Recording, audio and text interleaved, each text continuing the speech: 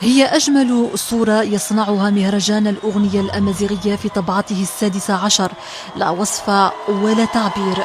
جمهور انتظر حتى منتصف الليل ليلتقي بنجمه محمد علوة، وبمجرد اعتلائه الركح وجد نفسه أمام آلاف المتفرجين من عائلات وشباب ليمتعهم علوة بأجمل ما غنى طيلة مشواره الفني.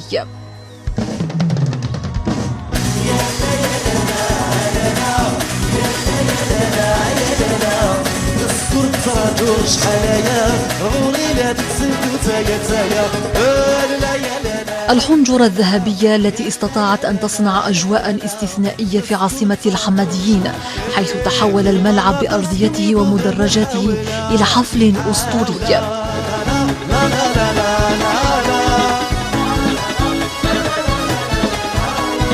أفوس أفوس، آلو تريسيتي، أمي مزران، الحب ومزوارو، الزيني، روائع لامست نجاحات كبيرة، ومحمد علاوة يشهد له بالإبداع والتجديد في الأغنية القبائلية.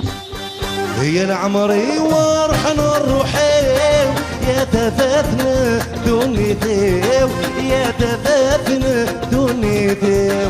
صاحب رائعة أبا الشيخ يختتم آخر سهرة من مهرجان الأغنية الأمازيغية بعد أسبوع كامل من الغناء. طبعة ناجحة على جميع المستويات، عززه التغطية الإعلامية المباشرة لأول مرة للتظاهرة عبر قناة الجزائر.